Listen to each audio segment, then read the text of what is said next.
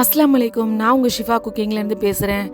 இன்றைக்கி நம்ம என்ன ரெசிபி பார்க்க போகிறோன்னா, கோதுமையை வச்சு ஒரு சூப்பரான ஸ்நாக்ஸ் ரெசிபி தான். இது ரொம்ப ரொம்ப டேஸ்டியாகவும் இருக்கும், நல்லா ஹெல்த்தியாகவும் இருக்கும். வாங்க எப்படி செய்கிறதுன்னு பார்க்கலாம். ஒரு பவுலில் ஒரு 2.5 கப் கோதுமை மாவு எடுத்திருக்கேன். அது கூட கொஞ்சமாக தேவையான அளவு உப்பு, ஒரு குழிக்கரண்டி எண்ணெய் சேர்த்துருக்கேன்.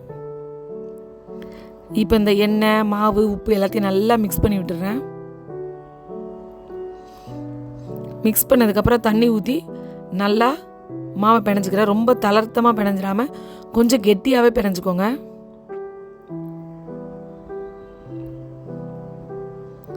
பாருங்கள் எவ்வளோ நல்லா கெட்டியாக பிணைஞ்சிருக்குன்னு. இப்போது நான் ஒரு 2 உருளைக்கிழங்க வேக வச்சு வச்சுருக்கேன். 2 முட்டையை வேக வச்சு வச்சுருக்கேன். இப்போ இந்த வேக வச்ச உருளைக்கிழங்குல ஒரு பெரிய வெங்காயத்தை பொடியாக கட் பண்ணி சேர்த்துருக்கேன். அது கூட 2 பச்சை மிளகாயை சின்ன சின்னதாக கட் பண்ணி சேர்த்துருக்கேன். கொஞ்சமாக கொத்தமல்லியும் கட் பண்ணி சேர்த்துக்கோங்க.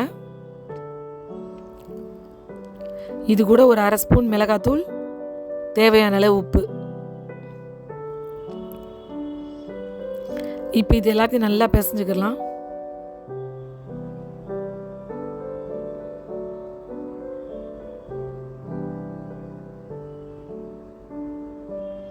பாருங்கள் நல்லா பிணைஞ்சு வச்சுட்டேன்.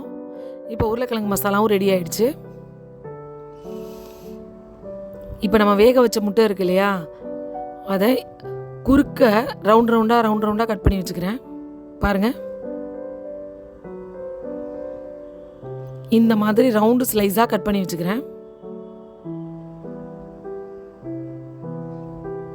இதே மாதிரி 2 முட்டையுமே நீங்கள் கட் பண்ணி வச்சுக்கோங்க. இப்போ என்னோட மாவு ரெடியாக இருக்குது.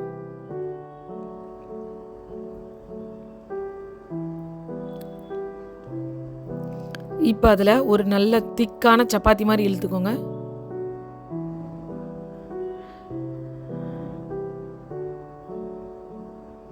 பாருங்க நல்ல ஒரு திக்கான சப்பாத்தியாக இழுத்துருக்கேன். இதே மாதிரி ஏற்கனவே ஒன்று இழுத்து அதை தனியாக வச்சுருங்க. இப்போ நான் 2வது சப்பாத்தி இழுத்துருக்கேன்.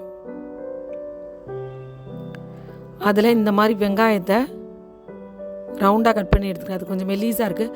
இந்த சென்டரில் உள்ளது எடுத்திங்கன்னா நல்லா உனக்கு பெரிய ரிங்காக கிடைக்கும்.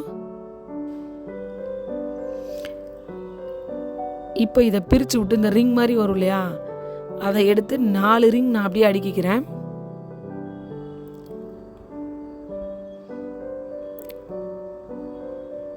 பாருங்கள் 4 ரிங் வச்சுட்டேன்.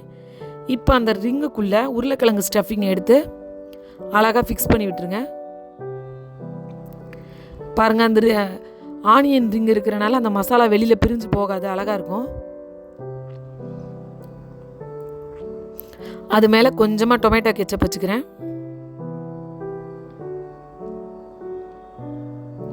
அதுக்கும் மேலே ஒரு அவுச்ச முட்டை ஸ்லைஸ் நம்ம கட் பண்ணி வச்சுருக்கோம் இல்லையா, அந்த ஸ்லைஸ் எடுத்து எல்லாத்துலேயும் ஒன்று வச்சுருங்க. பாருங்கள் பார்க்கும் போது எவ்வளோ அழகாக இருக்குன்னு. இப்போ அந்த ரிங்கை சுற்றி கொஞ்சமாக தண்ணியை தொட்டு தடவிக்கோங்க.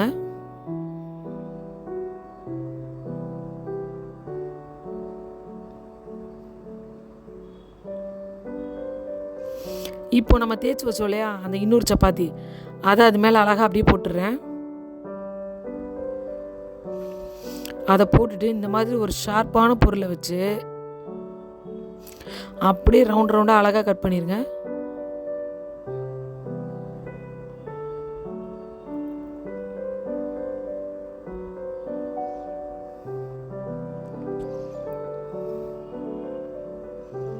நீங்கள் வச்சு டைட்டாக கட் பண்ணும் போது அது அப்படியே அழகாக 2 ஒட்டிக்கும்.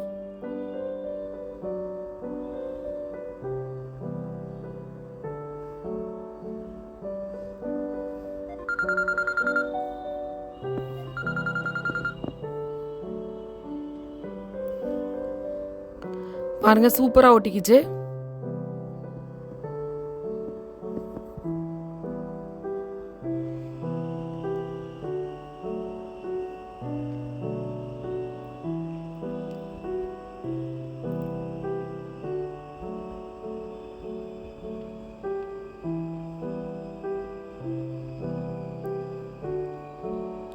இப்போ பாருங்கள் நம்ம ப்ரெஸ் பண்ணி விடாமே சுற்றி எவ்வளோ அழகாக ஒட்டி இருக்குன்னு பாருங்கள். இதே மாதிரி நம்மளோட எல்லா இதுவும் ரெடி பண்ணி வச்சுக்கோங்க மாவை வச்சு. இப்போது ஒரு பேனில் கொஞ்சமாக எண்ணெய் சேர்த்தா போதும், ரொம்ப டீப் ஃப்ரை அளவுக்கு சேர்க்க தேவையில்லை.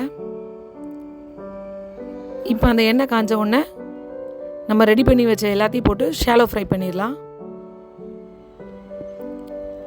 இப்போ ஆல்ரெடி நம்ம உள்ளே வச்சது எல்லாமே வெந்தது தான், மேல் மாவு தான் நமக்கு நல்லா வேகணும்.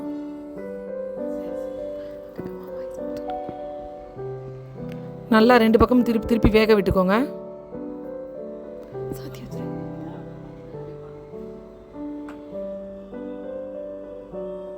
பாருங்கள் 2 பக்கம் நல்லா அழகாக வெந்துருச்சு. உருளைக்கிழங்கு எக்கு வச்சு சூப்பரான ஸ்நாக்ஸ் ரெசிபி ரெடி ஆகிடுச்சு. இந்த மாதிரி உங்கள் குழந்தைங்களுக்கு பண்ணி கொடுங்க. இது ரொம்பவே நல்லா டேஸ்டியாகவும் இருக்கும், ஹெல்த்தியாகவும் இருக்கும். என்னோட இந்த ரெசிபி உங்களுக்கு பிடிச்சிருந்துச்சுன்னா என்னோட சேனலை லைக் பண்ணுங்கள், ஷேர் பண்ணுங்கள், சப்ஸ்கிரைப் பண்ணுங்கள். சூப்பர், சப்ஸ்கிரைப் பண்ணுங்க. தேங்க்யூ.